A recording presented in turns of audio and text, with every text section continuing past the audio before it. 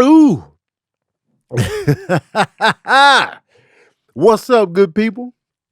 It's time for another session of that verbal cardio, man. Yo, we back, man. We back. Listen up, man. If you're not a member of my Patreon, join up. Join my Patreon today, man. If you're not familiar with it, man, you get extra content. You get movie nights, you get watch parties, you get music nights, you get some game nights, you get live podcasts recorded live, so you don't miss a thing. Join my Patreon. You can head to my Instagram, click the link in my bio, and the Patreon tab is right there. And you can join for as little as $5 a month.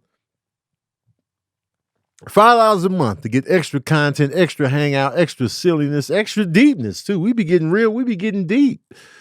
So join up, man. I'll be watching The Emperor's New Groove soon because I haven't seen it. I've never seen The Emperor's New Groove. So I'll be doing a movie night for that soon. I'm not watching Selena or My Girl. I'm not watching Selena or My Girl. I'm going to just let y'all know right now. I know people like, yo, you never seen? No. I'm not watching Selena. I'm not watching Selena. All right? I need y'all to get off my neck. I'm not watching Selena. Because I know what happens, man. I'm going to be thinking about it the whole time I'm watching it. I know what's coming, the pistol. And I'm not ready for that, man. I'm not ready for it. Okay? So I've avoided that movie since it came out in 1997. I avoided My Girl with Macaulay Culkin and Anna Schlumsky or whatever her name is and Dan Aykroyd. I avoided that. Ain't Jamie Lee Curtis in there too? I avoided that because I knew what happened to Macaulay Culkin's character. Man, why would I set myself up for this? And this is prime Macaulay Culkin, man. I can take him down in The Good Son because he was a horrible son. But My Girl, man, he's just a sweet kid with glasses. Man, look out. Look out.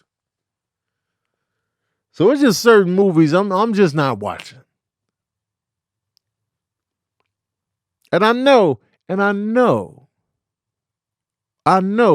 Selena is one of Jennifer Lopez's strongest films. I know this. I know. But no. Yeah, but no. Okay? My co-host, Water. I want y'all drinking this every goddamn day. You hear me?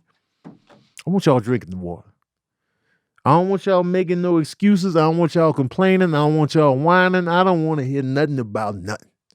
I want y'all taking the sips. I want y'all drinking this water on a daily basis. I want y'all to put forth the effort and the attention and the focus on drinking a lot, not no 16 ounces a day. That ain't gonna cut it. 32 ounces ain't shit. I need real water consumption from all of y'all. Every last bow-legged knock-kneed one of y'all. I need y'all drinking your water. You snaggled tooth, excuse-making, ashy lip bastards. I need y'all drinking your waters. I don't want to hear no excuses. I don't want to hear, I can only drink, hush. Well, to me, is hush. Well, on the internet, it says be quiet. I want you drinking the water. No excuses, no fumbling, no lies, no inconsistencies. I want the water being drank. You poop butt, bubble booted, thick hip bastards. I want y'all drinking the water. I'm tired of y'all, man. I'm sick of this. I'm sick of this. And I'm opening the gates tough right now, man. I'm sick of a lot of stuff. I'm complaining on this episode. I got some stuff to get off my nipples. This is verbal complainio today. I'm coming in hot with the complaints. Black people, brown people, men. When it comes to health, Why your life got to be on the line for you to do right with your diet and exercise?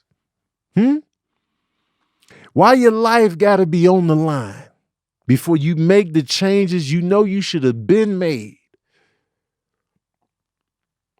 You know what you are not supposed to be eating out here, man. Information is all around us. You ain't got no excuse. Why do you have to go to the doctor and they tell you, yo, your blood pressure is sky high, man. You on the brink of diabetes. You on the brink of destruction. Why does it always have to come down to your life being on the line before you start having vegetables, before you start drinking more water, before you stop eating the bullshit? Why we got to come to that every time? Why does it have to be cold red before you do right on your diet?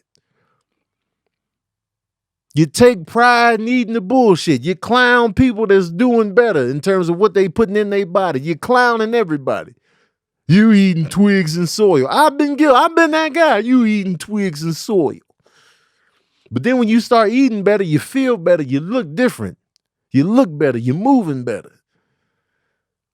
But some of y'all just want to sit in your filth and take it all in and just, y'all will follow the instructions to a T when it comes to taking medicine. When you get some Advil or some Excedrin or some Motrin or whatever, you look at the instruction and be like, all right, I can take 1 to 2 every 12 hours. You follow that to a T. You respect medicine.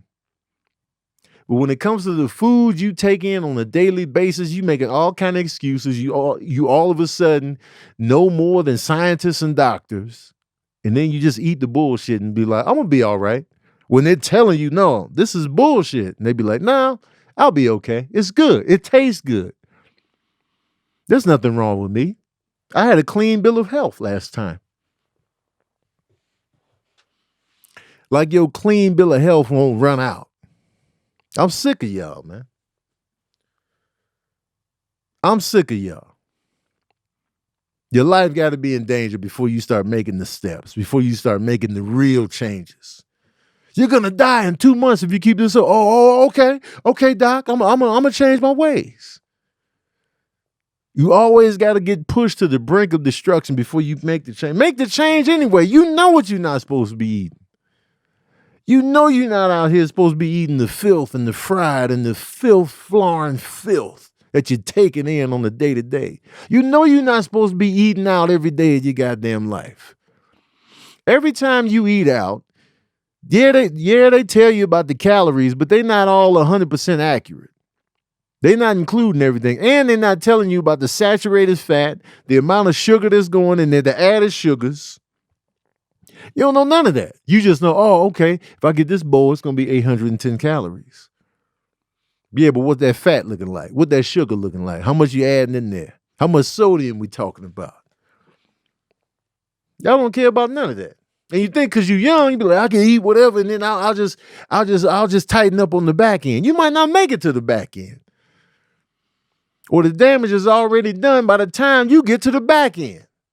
I want to lose weight, but I'm going to keep eating the bullshit. What you want to do? You want to lose the weight? Or you want to keep bullshitting and taking in what you've been taking in? And I get it, man. Trust me, I get it. I'm Struggle McGee, man. Food been on my ass for years. Food is seductive. Food is like, hey, yo, Tone, what you doing? Food be texting me like, Tone, man, what you doing? Come over. Food be like, I ain't got no panties on. Food be like, I just got on a t-shirt, no panties. Oh, for real? Yeah, come through. Come get in on this, Tone. I know you missed this. I'm like, man, listen. Food, you can't be texting me like this. I'm trying to do right, man. I'm on a diet, man. I've been doing my thing, man. I've been consistent. Yeah, you've been consistent, but you ain't been consistently back on this. I know you missed this. And it's hard to resist. Food, man, it's hard to resist. Food be big heading you to death. I know it's tough, man. I'm Struggle McGee. But there has to be a point to where you like, all right, man, you got to make a concentrated, concerted effort to be like, yo, I got to do better. And I know it's tough. I know. You think I don't want to eat peanut butter every goddamn day of my life? You think I don't want to be out here eating crunchy peanut butter with a hint of honey every day of my goddamn life, fresh out the jar? You think I don't want this? I want this. Trust me. I want to eat peanut butter for dinner with a spoon and just happiness. I want to have pizza every single day. I want this. I want some big, buttery, sweet, soft ass falling off the bone cookies every goddamn day. I want this. I want the puddings and the ice creams every goddamn moment. I want all of it. Yes. Lather me up in the pizza, please. I want it all. But you know what? Health. Health. Health. Come on, man. Stop waiting until your life is on the line. Stop doctoring yourself. Stop doing your own diagnosis in your own brain. Stop Googling shit and thinking you know what's really going on in your body. Always gotta wait till your life is on the line. Now I'm gonna cut this live off in the Instagram. If y'all want in on this, join the Patreon, man. Join the Patreon if you want to see the rest of this. Click the link in my bio in the Instagram. Click the link in my bio. Join the Patreon right now. And I'm clipping this because I'm sick of it. Yeah, y'all, man. I'm sick of it. A friend of mine, I've been like, yo, man, how's the diet going? How's the diet going? I've been on his neck about the diet for mad long. Then he gets some news from the doc, and it's like, so now you want to tighten up. You just needed your life on the line to tighten up. I'm sick of y'all. And there's so many people with that mindset. Life got to be on the line for me to make the changes. I'm like, man, come on, man. Come on, man. We sick of it, man. Do the work before it gets to that level. Because sometimes you might not be able to recover from the brink. Some people can't recover from the brink of destruction. It's already too late. The damage has been done. Now what? Get it in early. Drink your water. Drink your water. Make better choices. Make sure you're getting in the greeneries in your life, the fruits and vegetables. Make sure you're getting enough of that on the day-to-day. Just take it in. It's easy, y'all. It's easy. You're making it more complicated than it has to be, man. And I'm worried about y'all. I want y'all to be alive. God damn it. I want y'all to be alive with your families and your friends. I want you to thrive and be robust and be out here. Take pride in what you're taking in. Sick of it, man. Tired of y'all. Ginuwine. Ginuwine can't catch a break, man. He can't catch a break. I would have never thought when Ginuwine first hit the scene with Pony, you know what I'm saying? Pony, this dude was a sex symbol. You know what I'm saying? Ginuwine is one of the best dancers in the game. His songs was hot. He was the guy, man. Ladies loved him. Ginuwine, Elgin. He was the guy. And then, you know, he went viral a little bit ago with his dance moves. They made that into memes and like, you know, they was doctoring that up and it was just like, yo, Ginuwine dancing. It was just like, yo, this ain't the Ginuwine I remember. You know, I never would have thought he'd be getting clowned then. This past weekend at Lovers and Friends, he jumps off the stage and he loses his balance. He tries to grab onto the interpreter. The interpreter was like, I ain't going down with you. And Ginuwine just fell. He fell over the side and then he re-emerged in the all-white outfit. And it's just like, damn, man. Same OG. I never would have thought. Never would have thought he would be the guy that we'd be laughing at later in life. Never would have even remotely imagined that Ginuwine, man, yo, when Ginuwine first came out, there's no way I'd be like, yo, we going to be laughing at this cat years from now. Trust me, he going to be one of the funniest cats breathing just for living. And now it's like, now we gonna go to a Ginuwine show and be like, let's see what he do next on accident. Never would have thought. Everybody was reposting that damn thing. It's like, man, same OG. What's your favorite Ginuwine song of all time? What's your favorite? Mine is I'm sorry. I'll do anything you want. That's my word is born. Baby, I was wrong. Thanks for giving me. For what I've done, I'm sorry. Boo. That's like my favorite one. I don't know why, you know what I'm saying? He's got some great songs though.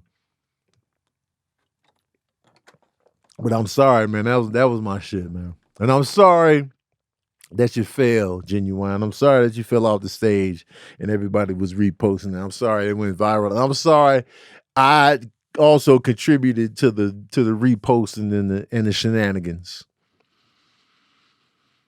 Forgive me for what I'm done. I'm sorry.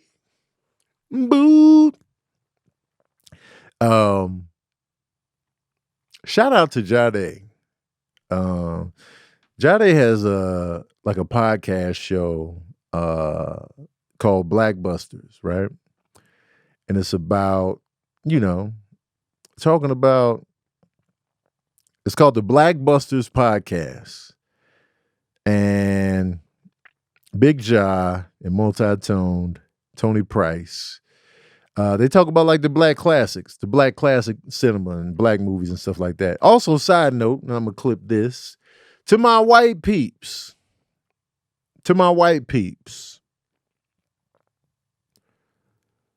what's a black cult classic movie that you love?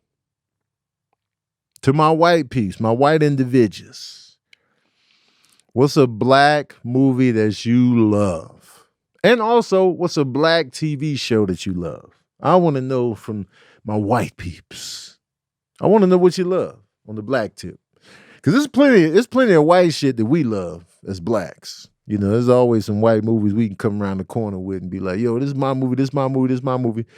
Shit, Back to the Future, goddamn Ferris Bueller's Day Off, you know what I'm saying? Ghostbusters, the list goes on.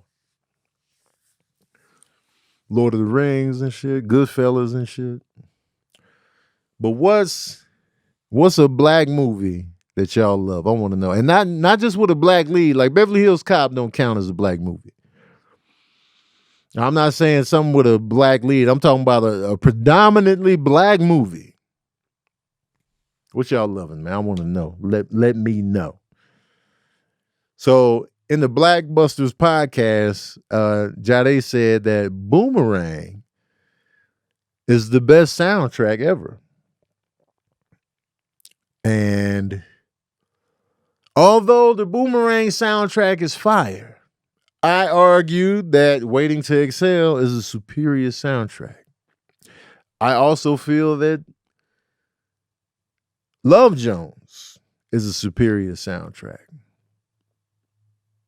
The Boomerang soundtrack is fire. And this was at a time when, remember in movies where soundtracks were very important? Like the movie soundtrack was everything, especially for black movies. The movie soundtrack was everything. And I'm not talking about musicals. Like, I'm not talking like Grease or like, you know what I'm saying, stuff where the music is the very essence of the movie. I'm talking about like a regular movie, like Above the Rim, Boomerang, Love Jones. These movies aren't about, Waiting to Exhale, these movies aren't about music. Like the Purple Rain soundtrack, that movie is about a musician and the songs he sang in the movie. That was very much a part of the movie itself. But they used to take pride, like the Sunset Park soundtrack, Soul Food soundtrack, like even The Bodyguard. The Bodyguard, well, the music is kind of tied into The Bodyguard because she did play like a fictionalized version of herself.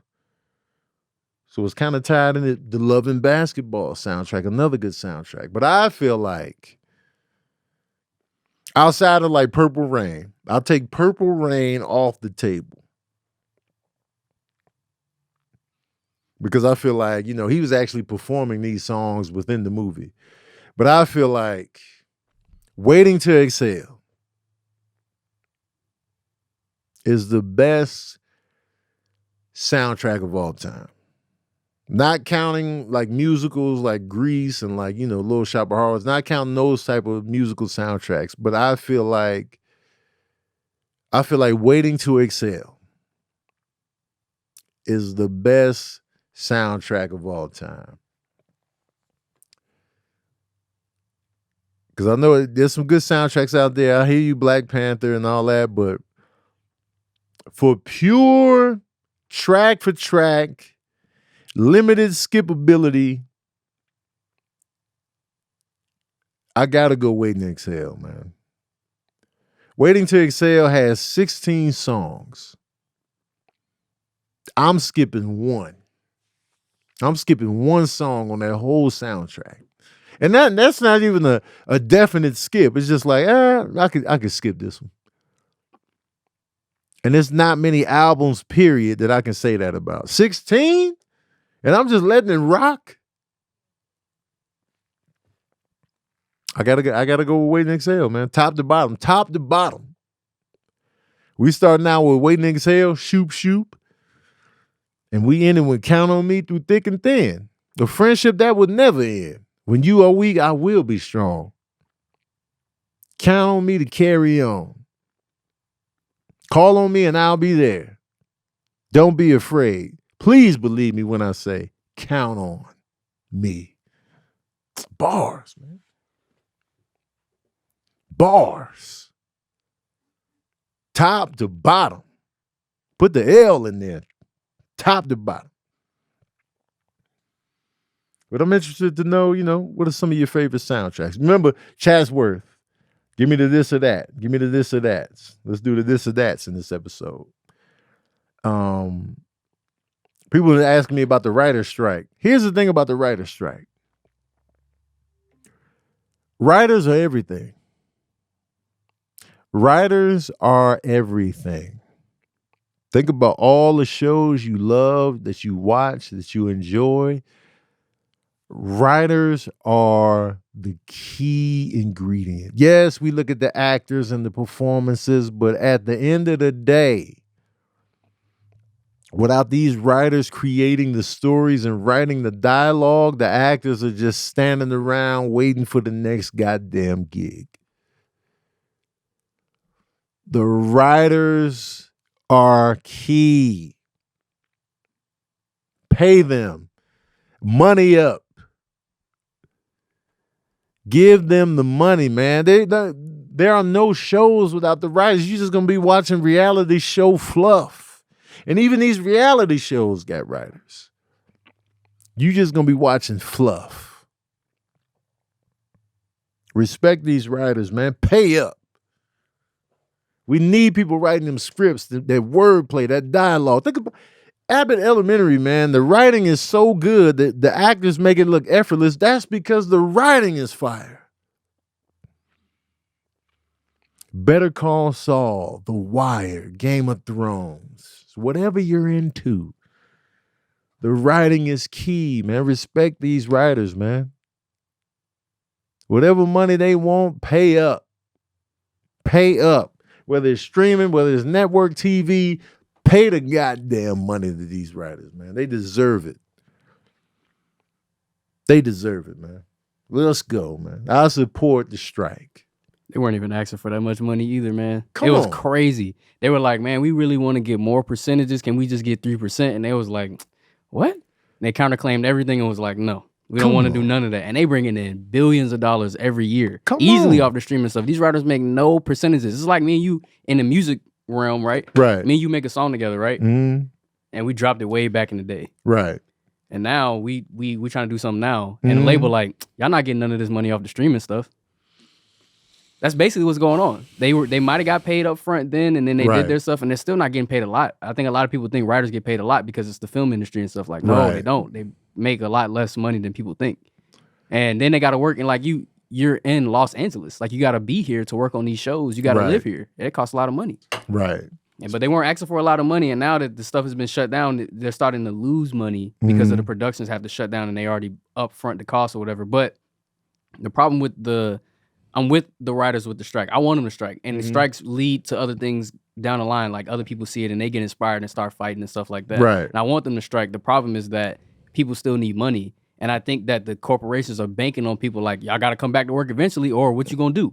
And they have so much leadway to just let the money bleed out to make a point. Yeah. And that's what a lot of companies do. They don't want people to unionize. They don't want people to strike. But they know if they do strike, well, we got the money to just sit here and just wait on it. Because what y'all gonna do? We got money to just let it bleed. And y'all got to come back to work eventually. Trash. So it's a terrible system from top to bottom.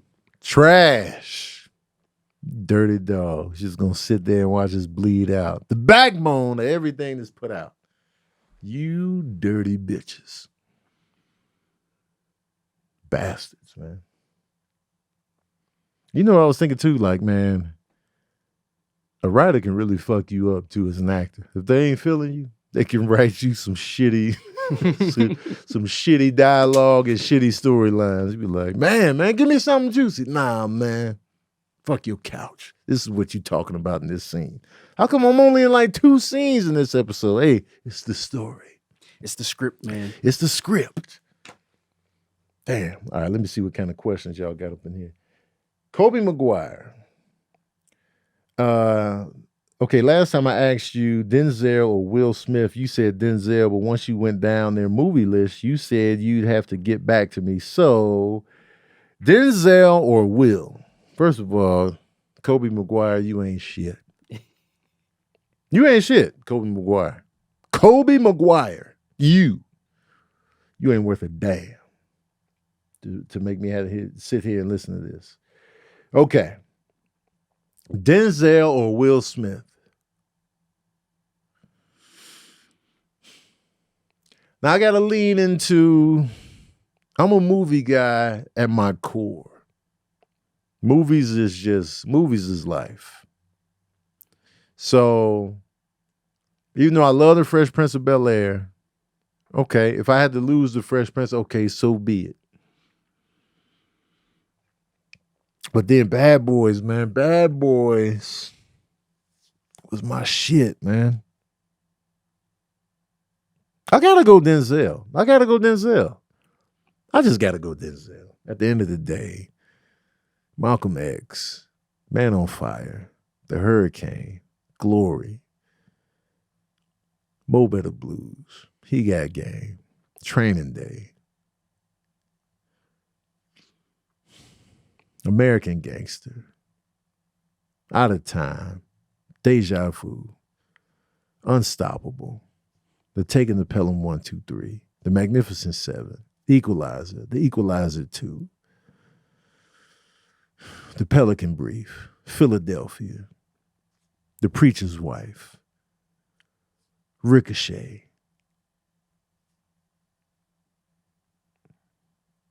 Flight. Goddamn. The Great Debaters. It's just, I mean, come on, man. The Inside Man. Safe House. I mean, I gotta go Denzel, man. Fallen. Goddamn. I gotta go Denzel. Fences. You know, I gotta go Denzel. Denzel over Will. No disrespect to Will, man. It was a tough call, but decisions had to be made. And Denzel just hitting, man. He firing on all cylinders. Question from Lana. Meet a favorite comedian or meet your favorite musician?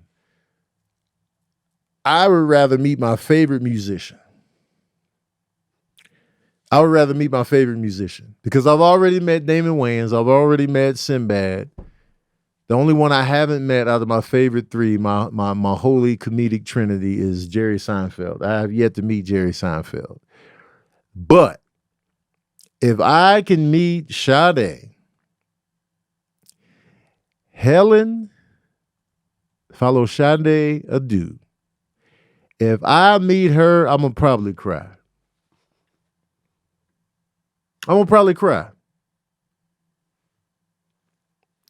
Ain't no comedian making me cry. But if I meet her, I'm going to probably fold up. I'm going to be that guy. I'm going to be that fan that just be like, man, come on, man. And it's not going to be like, oh, God, hold me. But it's going to be emotional. Like if I was to just see her, if I was just to walk into a room and she was sitting in there, I'd just be like, yo,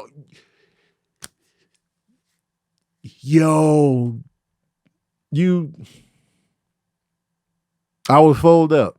I would just be like, because here's the thing, man. Some of these music, I get why people cry and get emotional when they meet their favorite musicians, because we listen to music throughout our lives. We listen to music through our worst times, our best times, just a regular memory, a chapter of your life. When you're studying, when you're stressing, when you're having fun, when you're making love, when you're up, when you're down, you are listening to these musicians, right? And they just a part. Oh, this reminds me of my mom. This reminds me of my grandmother. This reminds me of my aunt, my uncle, my brother, my son. This reminds me of this point in my life. I remember when I first got my first apartment, I was playing this all the time. You know what I'm saying? So it's like we are emotionally connected to the music. And I've been listening to Sade since the 80s, the mid 80s. I've been listening to her throughout a lot of my life. You know, I was born in 77. Sade comes out in like 84. So Sade's music has been with me for a long time. I got a lot of memories attached. And I'm going to see that, and it's just going to be like, I'm going to see her, and it's just going to be like, my life has been thrown back at me, and it just excitement and just like shock and just like, yo, I can't believe you right here. And it's just your music. It's just, you know, now I'm a fold. I'm a fold. I'll be like, yo, I used to listen to your song, you know, Clean Heart. Every time I woke up and make the Baker Boys their lunch for school, I listened to your song Clean Heart every morning when I made them their lunch for school. And I'm gonna be done. I'm gonna be like, man, every morning I played that song and I would just make their lunch and get them ready for school. That was a song every morning. I'm gonna be done, man. Big done. So to answer the question, I'd rather meet the musician. I don't even know how Sabrina held it together. She met one of her favorite rappers, Atmosphere. Not only did she meet one of her favorite rappers, she also became friends with this rapper and was in his video.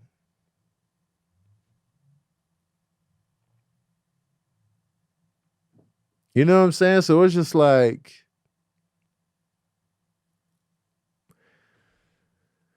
that's epic. I don't know if she got emotional, but if I meet Sade, I'm folding up.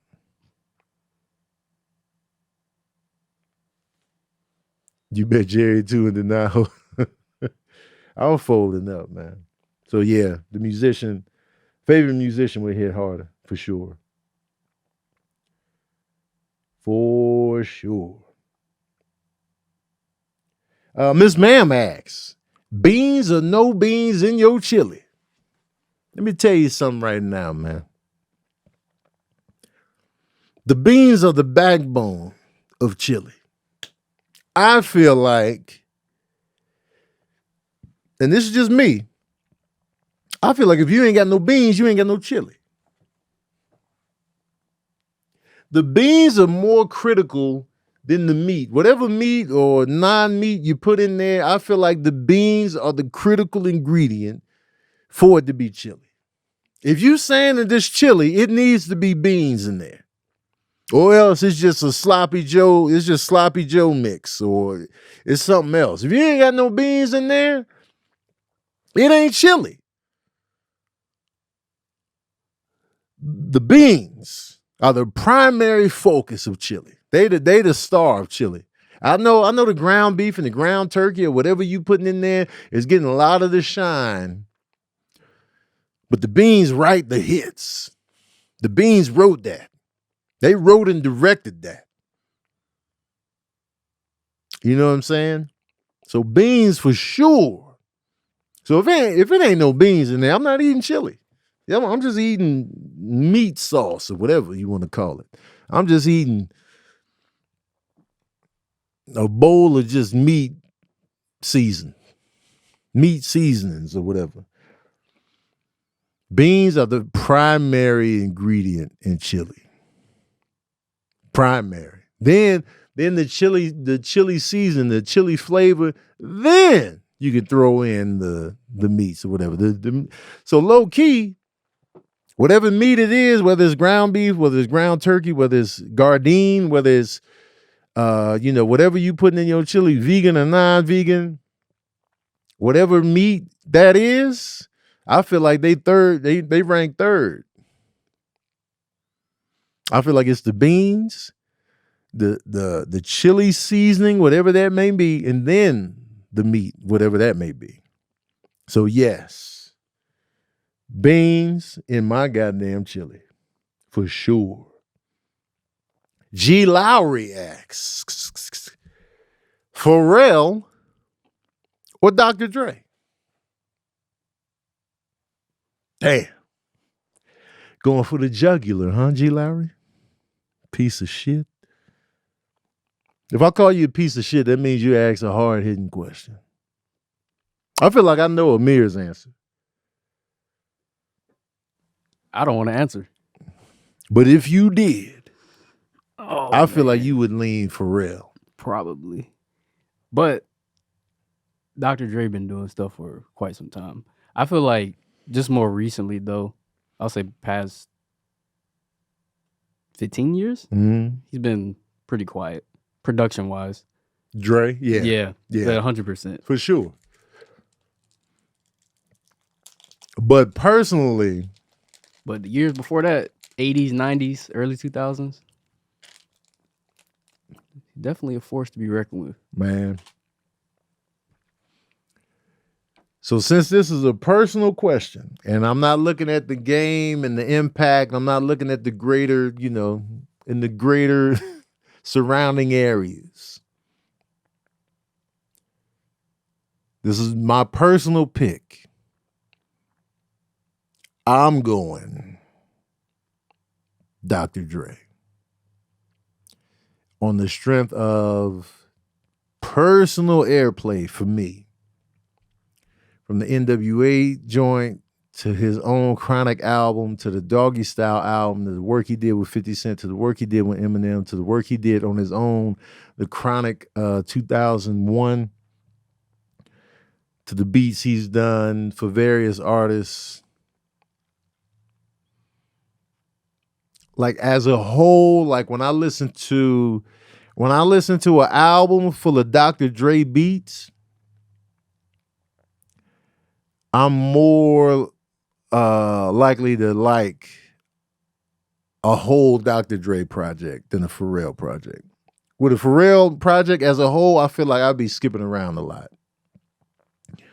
Matter of fact, I think my favorite Pharrell produced album, where it's just like Pharrell, the Neptunes, whatever, did the majority of the production, is Clip's Hell Have No Fury. Oh, no, not that one. Lord Willing, the debut Clip's album. To me, that's prime Pharrell production for a full album. In my opinion, I really like Lord Willing a lot. I feel like Pharrell put his foot in that album. But for the most part, like, for the nerd albums and like, even the Neptunes album, Neptunes Presents the Clones, and like, I'll be skipping. So for me personally, I feel like I'm more, attached to the Dr. Dre beats. The beats by Dre, if you will. So that's who I'm going with. Let's see what else y'all got up in here. Terrence C asked me, do you feel like you have main character energy? Oh, shit. That's quite the question. Because I think we all feel like we're our own main character within our lives and just like, yo, I'm the main character in this. I feel like most of us think that way, right? Like you think, yo, I'm the main character in this movie, which in the movie is my life. Or maybe not. Maybe some of you feel like you're a supporting character in your own life. I don't know. So it's hard for me to say if I have main character energy. I feel like that's up for people to decide. I know I can be a main character, but do I have that energy? That's really a question for y'all. Because a lot of time I'm Deflection McGee. I'll deflect the attention and the energy and the heat. Like, yo, man, Tony's that dude. I'll be like, hey, man, look out, man, watch out, dog. You know what I'm saying? I'll jump behind the couch and hide. So I kind of hide sometimes. So I don't know. I like that supporting role, though. I like that supporting role. That off to the side, that, you know, that guy that comes in and kills and then disappears, man. It's less pressure when you're not the main character. You know what I'm saying? It's less pressure. That supporting role, that's prime real estate. That's prime real estate. That supporting role is prime real estate. I don't even like being the main character on my comedy tour, but I know I got to sell it. You know what I'm saying? The prime real estate positioning on the comedy show is that feature spot, the support. But you want the headliner money. You want the main character money, but at the same time, you know, that's supporting. Supporting is where it's at. So I don't know. Shannon asking me a Call of Duty question. Shoe Game Shan, you can only skip one map, Raceway or Black Gold. Which are you skipping? So a lot of people probably ain't familiar with Call of Duty, so this is not going to relate to a lot of people, but I'm skipping Black Gold. I'll just do the Raceway. I'm skipping Black Gold because Black Gold is just annoying, man. The whole stage is dark. So we got to fight with night vision on, or you can take the goggles out. It's super dark. And if you ain't got a scope with the infrared on there, it's Struggle City, man. Oh, I see. That map sucks. It sucks, man. Who decided, yo, this is going to be a good idea? Nobody wanted this map. I think all the maps on that game suck. I'm not going to lie. Oh, shit. That's a bold claim. I don't know if there's one on there where I'm like, yeah, this is a good map design. Truly. And I play Call of Duty since 2010. That's a bold claim. You ain't feeling, what's our favorite? You ain't feeling Shoot House? But Shoot House was on the other Call of Duty. It was on Modern Warfare 2019. So you talking about a new map?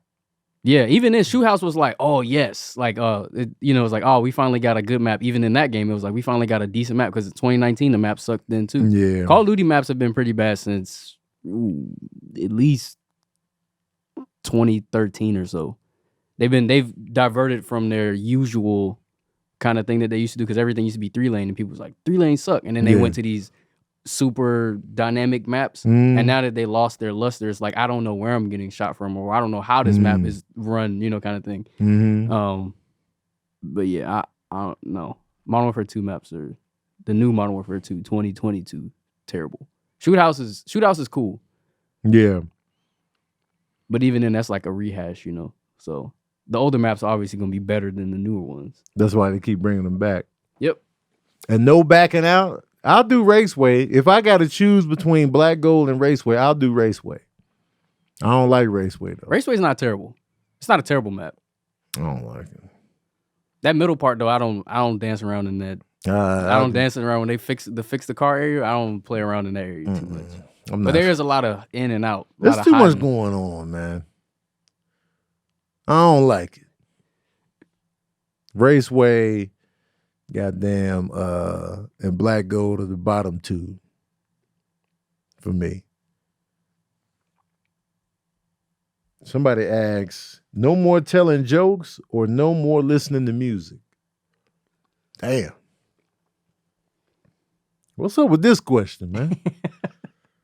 Y'all just trying to make it tough. They're good questions, though. Yeah, they are.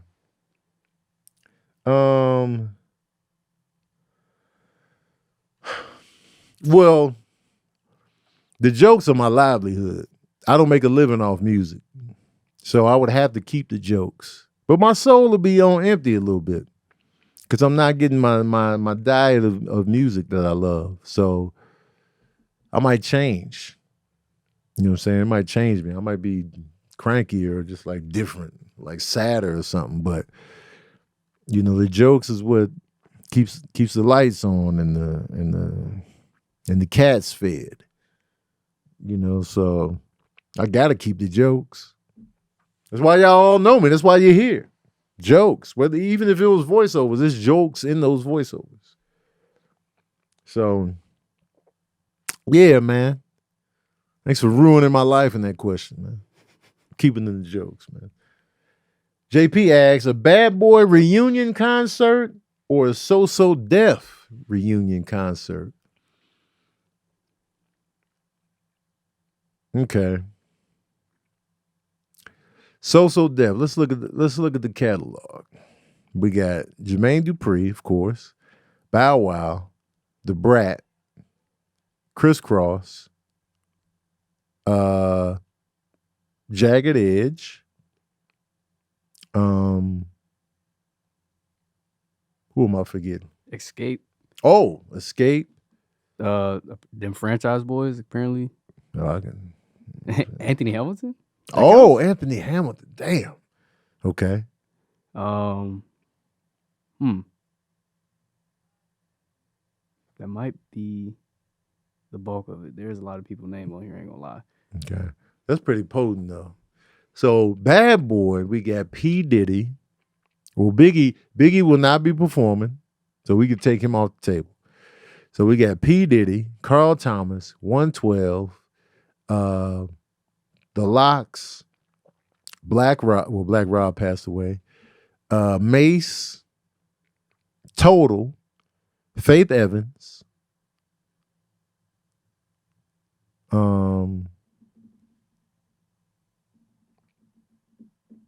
Who else we got? No, Kim wasn't on Bad Boy.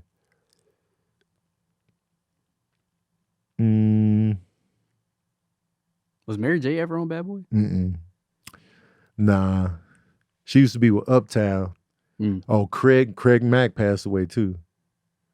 Criss Cross, because now with this question, is everybody alive? Can everybody be alive with this question? Wait a minute, was Usher ever on So Def? No. It managed, yes.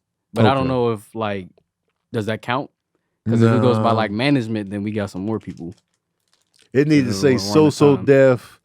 It needs to say So Def on an album.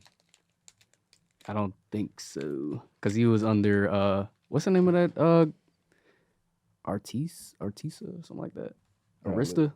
Who? Arista, yeah. Arista. Usher. All right, let's see. He was on LaFace. LaFace, that was the record label he was with. Yeah. And then it was Arista after that. Okay. But I mean, I guess it wouldn't count. But if we were talking like So Def had their hands in, I mean, Confessions wouldn't be Confessions without JD and the So Def team. But he was not on their label. Shoot, it's tougher than I thought. So we keeping everybody that passed away, right? I'm just double checking before I commit to my answer.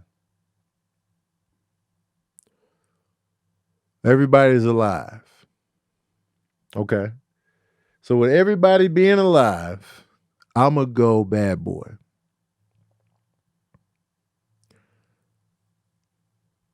I'm going to go Bad Boy.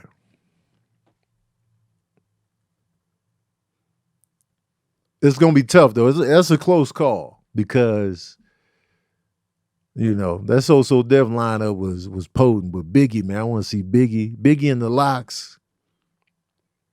Total, 112, Craig Mace, Mack. Mario Winans, Locks, Black Rob, Carl Thomas, Shine. What in the? Oh, yeah, I forgot about Shine. Yeah. Cassie, Pitbull. Wait, Pitbull for a year? That's I didn't know Pitbull was over ridiculous. there. Young Jock, Dirty Money, Gorilla Zoe, Jock. B5. Now, first of all, I'm not interested in B5 and Danity Kane, none of that other stuff on the back end. New Edition did come to Bad Boy for an album. I forgot about that. Yeah, I'm definitely going Bad Boy. Yeah, New Edition. That was more recent. Yeah, it was like later on. Yeah. Loon. I remember the band and Boys in the Hood. Yep, I remember that. All that Bad Boy South stuff.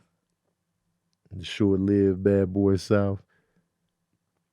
Okay, Black T Vibes asks, pick 3 artists, dead or alive, that you'd have to see in concert. Marvin Gaye, Bob Marley, and I'm so pissed that I didn't go, but Prince, man. I'm so mad that I didn't go.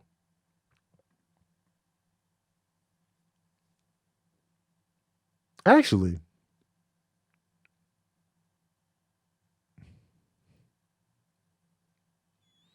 we got Marvin Gaye, Bob Marley. I'm thinking of Prince or Michael Jackson. One of these two. I feel like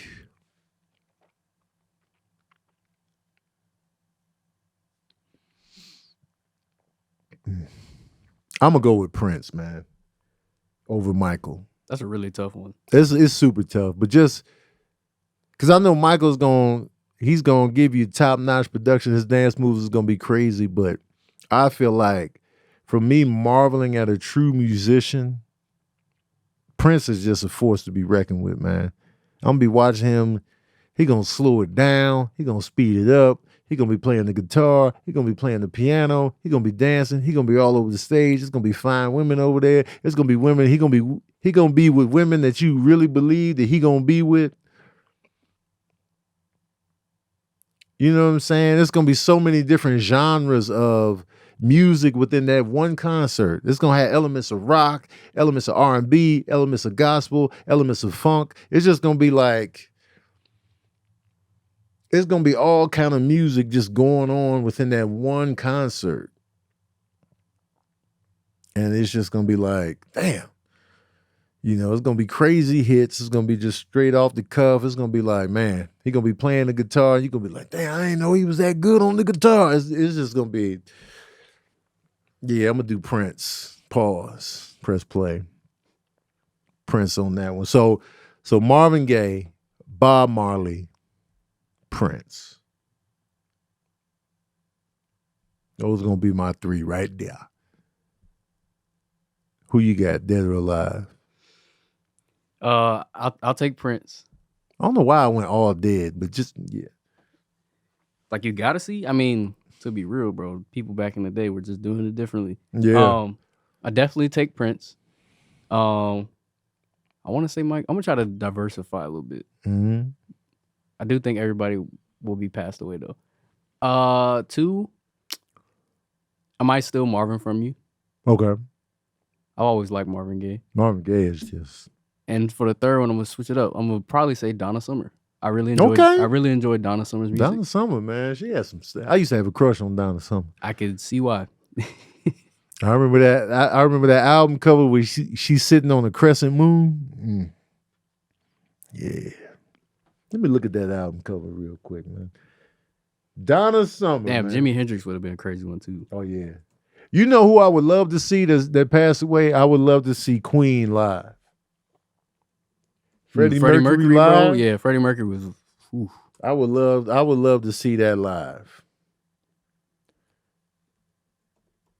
Let me see which album cover it was with Donna Summer. Yes, the Donna Summer 4 Seasons of Love album cover had me in a chokehold. Just Google that if you buy your computer. That album cover had me in a chokehold. As a kid, I'm just looking at the album cover like, man, this is just, I don't know what's happening. Like, I didn't even know what I was feeling because I was a kid. And I was just like, and then even the other album cover on the radio. She might have started my attraction to women's feet. That might have been the moment where it's just like, man, dog, you know what I'm saying? Feet. She was out here with the toes out. Donna Summer, man, you slippery bastard. On the radio. Yeah, man, Donna Summer. Great question, though. Great question. Shout out to Donna Summer's daughter. She used to be on, was it My Wife and Kids? She used to be on a sitcom. Her name was Brooklyn. That's actually Donna Summer's daughter. All right, I'm going to do another this or that. Yeah, she was on My Wife and Kids. My Wife and Kids, right? Yeah.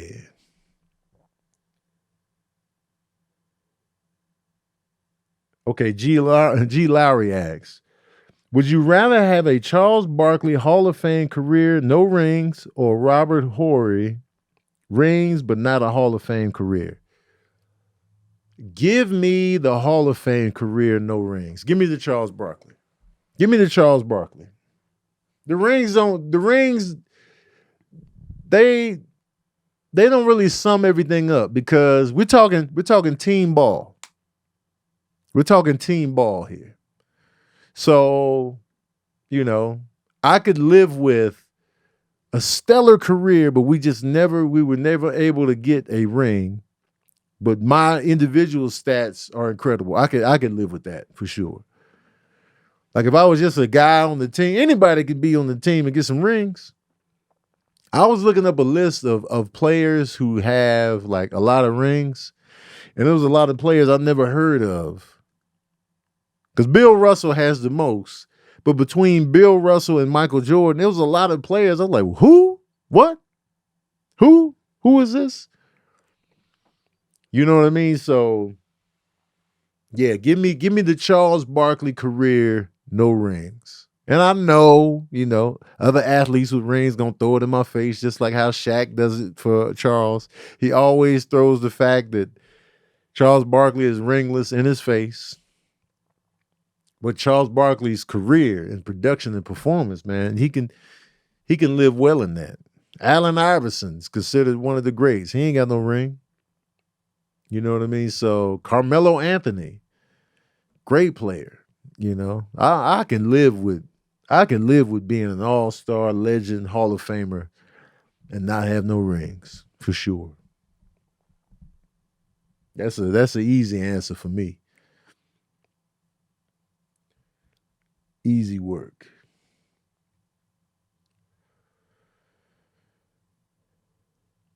Chicago question from Kim Simmons. All right. She's from Gary, first of all. Which dance would you rather see? Footwork or shy style stepping? I'd rather see the stepping. I'd rather see the stepping, man, because the stepping puts me in a good mood. It's just a nice little vibe and energy. It's just like, stepping. It just makes me think of just like blackness, Midwest, having a good time, being comfortable in your own skin, grown shit. It's just like, yeah, like I can sit in that. It's a vibe. Like when you watch people stepping, it's just like, man, yeah, this is what it is right here. Because I love to see people comfortable in their own skin, in their culture, in their vibe, doing their thing. I just like that. And it's like, And it feels more timeless. Like you can be young and do some stepping, or you could be old and do some stepping. I feel like footwork. You'd be like, man, sit your old ass down trying to do some footwork. I feel like you would get judged on the age tip, and that would put you on the outs. But I feel like the stepping though, everybody can get in on it, and you can step with your relatives, with your lover, with your relatives. It's just a good vibe. You know what I'm saying? So I'm going with the stepping, man. We out here stepping. Simone L asks, Tony, is there another job that you would love to do if you weren't a comedian? I think I would be an actor, of course. Acting. I think that's the easy answer. Of course, acting. That's why I came out here. That was the initial passion before I fell in love with stand-up and ended up marrying stand-up and having kids with stand-up and just building the family with stand-up. Before that, my love was acting. I was just like, yo, acting, man. You know what I'm saying? I love you. Let's get married. Let's do this. And then I seen stand-up, and I was just like, nah, man. But damn. Like, I was on my knee to propose to acting, and then stand-up comedy walked through, and I was just like, oh, hold on now. Hold on. And I had to run up and put my bid in, and here we are. 15 years later, here we are, still going strong as a couple. 15 years later, me and stand-up still going strong. But acting, though, for sure. And if not acting, if it wasn't an entertainment, I'd be a teacher. Teaching your middle school or high school kids, man, out here in the classroom, making a goddamn difference. Don't you want to do better for yourself? That'd be me, man. Ain't you tired of just phoning it in, being mediocre? I want y'all drinking water in my class. But Mr. Baker, we can't have drinks in the. I said you can drink water in my class, nothing else. And don't be playing me either. Don't be putting no fruit infused nothing in nothing. I want pure water. That's all you can drink in my class. Now, the Civil War, and then I start, teaching, going back to the schoolwork. Hell yeah. Shoe Game Shan asks, all flip-flops, not slides, or all Asics? So when you say flip-flops, Shoe Game Shan, do you mean the flip-flops with the big toe segregation?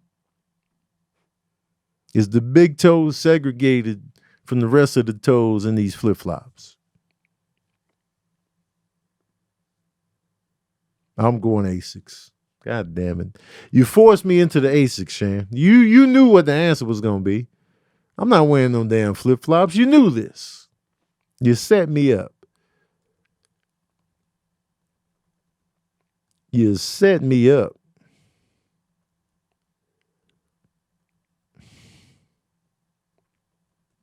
Dirty bastard. Because I'm not a fan of Asics. But if it come down to Asics or flip-flops with the big toe segregation, I'm going Asics. Flip-flops are just... I don't like flip-flops, man. I mean, they're cool on women. But whenever I see dudes in flip-flops, especially when I see dudes in flip-flops, and they got on like long jeans and flip-flops is just the worst look I can think of, man. I hate it. You got on some regular jeans and you got flip-flops on. That look right there, just burn that whole look. Throw that whole person in the trash can. I hate it. If you out here wearing jeans and flip-flops right now, man, unfollow me, man. Block me up, man. Block me. I just hate the look. It should be, I need to see ankle if we're going to be wearing flip-flops. I need to see ankles clearly. I don't need to see ankles, but it just needs to be ankles clearly presented before we get to the actual flip-flop. But if you just going straight jeans and then at the bottom you got them, man, nah, man. Nope. Hell no. Hate that whole look. That whole presentation is garbage. Salim asks, fruit infused water or seltzer water? Give me the fruit infused water. I hate seltzer water. I hate it. Seltzer water is just hot garbage. Garbaggio. I'm not a fan of seltzer water. Any kind of carbonated water, I'm out. The only way I can tolerate it is if you put some like a fruit flavor on it and make it kind of sweet. That's the only way I could even tolerate that mess. But seltzer, trash. Big garbage. I can't stand it. It's terrible. Horrible. Nope. And if you sitting there drinking the seltzer water and you got on jeans, long jeans with the flip-flops, man, throw everything about your whole existence in the trash, man. Throw it out. Get it up out of here, man. Done with it. The whole vibe out of here, man. Scoot. Nope. Hell no. Easy to answer that one. All right. And the final question for the day from Jay Thomas. Permanent, robust hairline with a beer gut or six-pack with the cul-de-sac? I love this question. I love this question. Would I want the permanent, robust hairline with a beer gut or six-pack with the cul-de-sac?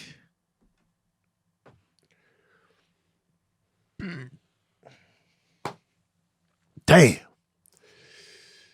All right. Here's the thing. I can't live my life the majority of the time with my shirt off. That's just something I can't do. So, like, I'm not gonna be on stage doing stand up with no shirt on, you know, unless you're Bert. Bert can do that. But I mean, I could, but I'm not going to because I'm gonna be ripped. I'm gonna be ripped up there telling jokes, no shirt on, but I'm ripped with the cul-de-sac. It's just doing too much. It's just doing too much. And then in my day-to-day, you know what I'm saying? I'm gonna be in cold states. I can't have my shirt off.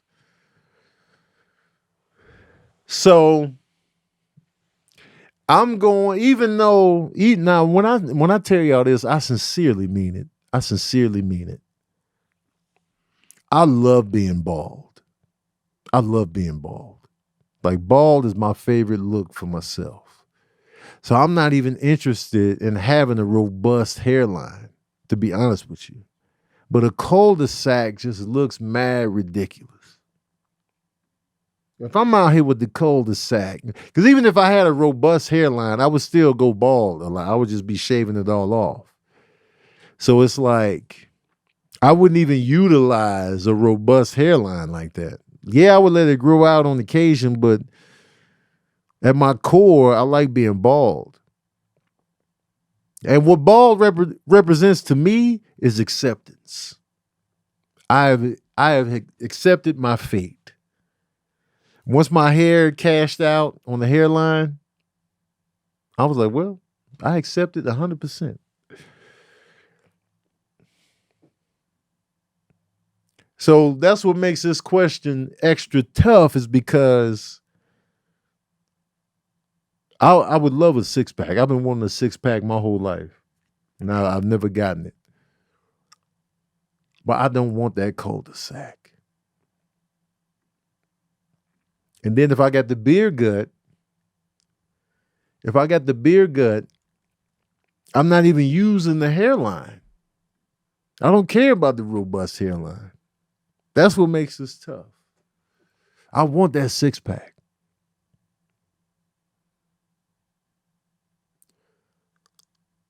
But I'm going to be looking mad ridiculous in my stand-up and in my little videos where I'm just talking about whatever.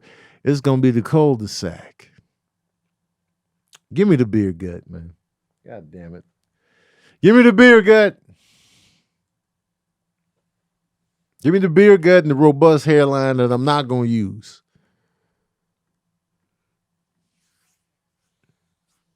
Because that way I got the freedom to just rock whatever, you know. And I just got a beer gut. But to be out here shredded with the cul-de-sac, nah, man, that's not even an option. We can't cul-de-sac me out like that. Great question, though. I love that kind of question. I love it. Loved it. Anyway, that's it for Verbal Cardio, man. I want to give a shout out to my patron saints, the Chatsworth, man. Y'all were phenomenal in here with the great questions. Shout out to everybody that was in here having a good time. I'm glad y'all are here. Thank you for supporting me. Thank you for having great questions and great engagement. I love y'all passionately in the shower, and thank you for being a friend. Anyway, tell people about Verbal Cardio, man. Spread the word. Like, share, subscribe, man. You know, post my clip, reshare my clips when I post them on Instagram. Comment in there, get the engagement up, man. You know what I'm saying? I'm trying to boost Verbal Cardio up to a certain level. So, but I appreciate y'all, man. And thank you for tuning in to another session of that Verbal Cardio.